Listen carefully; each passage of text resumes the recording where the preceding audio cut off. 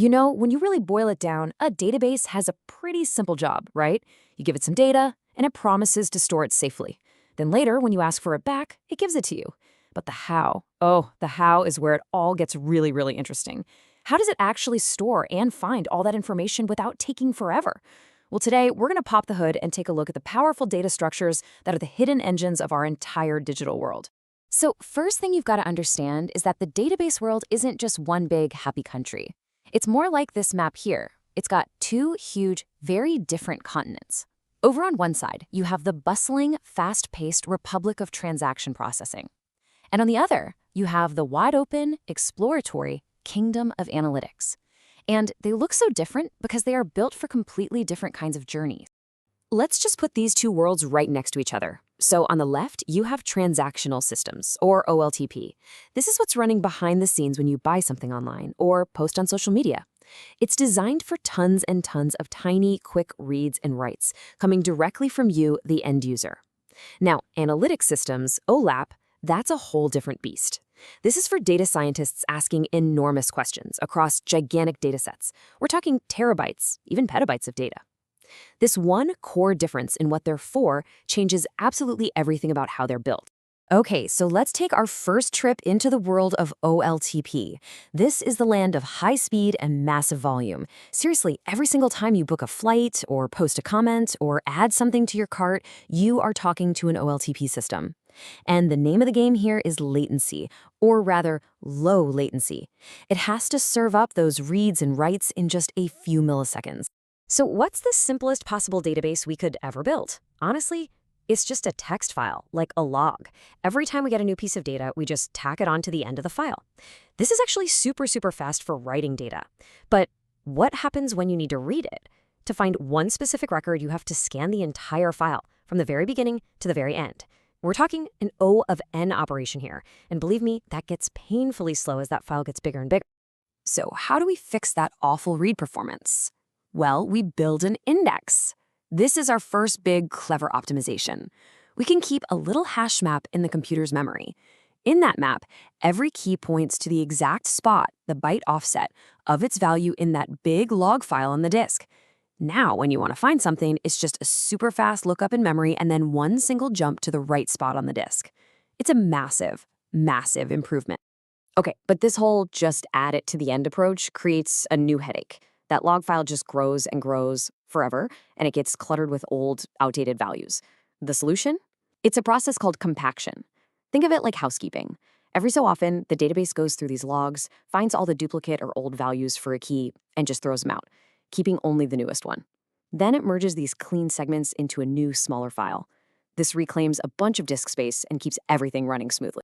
Now, this whole idea of using these append-only logs and running compaction in the background, that's the foundation for a whole family of database engines. But it is not the only way to do things. And this brings us to one of the great debates in database design, pitting two really powerful philosophies against each other. So on one side of the ring, you've got the append-only philosophy that we've been talking about. This is embodied by a structure called a log-structured merge tree, or LSM tree for short. And on the other side, you have the update in place philosophy, which is dominated by the classic B tree. Instead of just adding new data to the end of a file, this one actually finds the old data on the disk and writes over it. Let's see how they both work. So first up, the LSM tree. When a write comes in, it doesn't go to the disk right away. It goes into a sorted data structure in memory, called a mem table.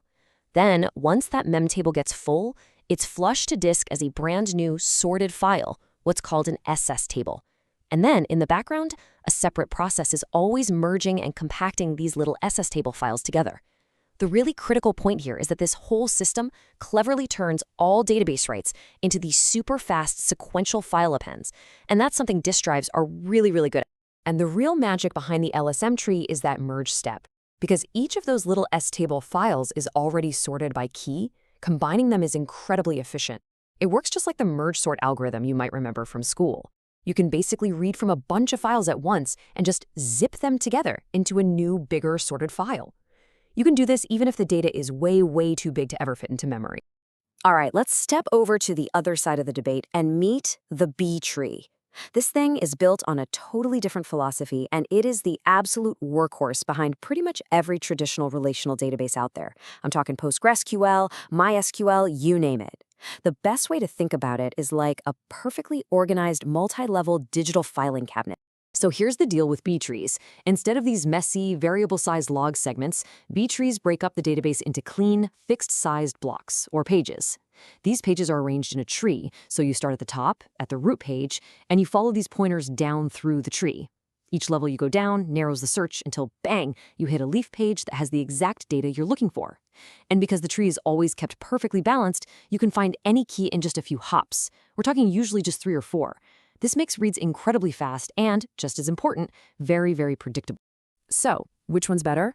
Well, like with everything in engineering, it's all about trade-offs. LSM trees generally are going to give you faster writes because they turn those random writes into nice sequential ones. B trees, on the other hand, can give you more predictable and often faster reads because any given key only exists in one single place. But LSM trees can have performance hiccups during heavy compaction, and B trees can waste disk space because of something called fragmentation. There's just no single right answer for every situation.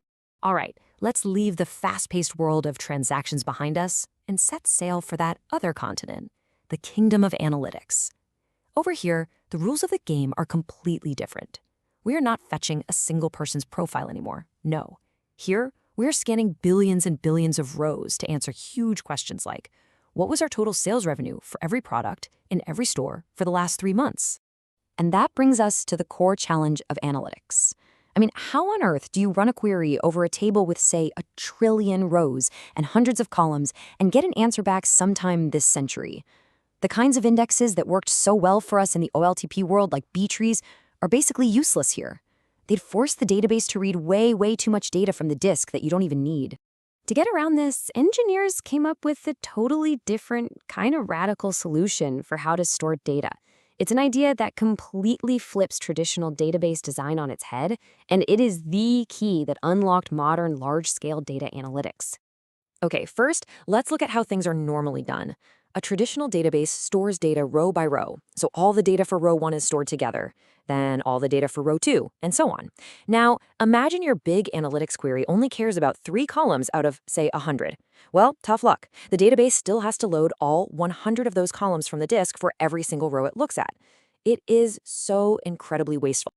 And now, for the aha moment. Columnar databases do the complete opposite.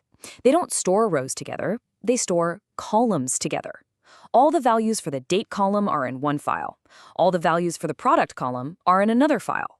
So now when your query only needs those 3 columns, the database just reads those 3 specific files and completely ignores the other 97. This right here is an absolute game changer for analytics. So this one simple flip gives you 2 gigantic advantages. First, like we just saw, it massively cuts down on the amount of data you have to pull from the disk. You're reading kilobytes instead of megabytes. And second, and this is just as cool, it lets you do some truly incredible data compression. So why is the compression so much better? Well, just think about a column like country. The same values, USA, Canada, Mexico, are going to appear over and over and over again. When you group all those identical values together in one file, you can compress them down to almost nothing using some really clever tricks like bitmap and run length encoding. This shrinks the data on disk even more, which, you guessed it, makes your queries even faster. So we've journeyed through these 2 very different worlds of data storage. And if there's one thing to take away from all this, it's that there is no single best database engine. There's only the right tool for the job, right? You wouldn't use a Ferrari to haul lumber, and you wouldn't use a giant semi-truck to try and win a Formula 1 race. It's all about matching the architecture to the workload. But just when we start to get comfortable with all these trade-offs, the ground starts shifting under our feet again. This quote from the source material points to a really fascinating trend. As computer memory, RAM, gets cheaper and cheaper, what happens when you can just fit your entire database in it? Suddenly, a lot of the problems with slow disks that all these designs were created to solve, they just start to melt away. And that brings us to our final big question. For decades, we have built these 2 completely separate, specialized kinds of systems for transactions and for analytics. But with new hardware and new ideas like in-memory databases, are we maybe heading towards a future where one system can do both jobs really well? Could these 2 continents eventually merge back into one? The answer to that is going to shape the entire future of data, and it's definitely a space worth watching.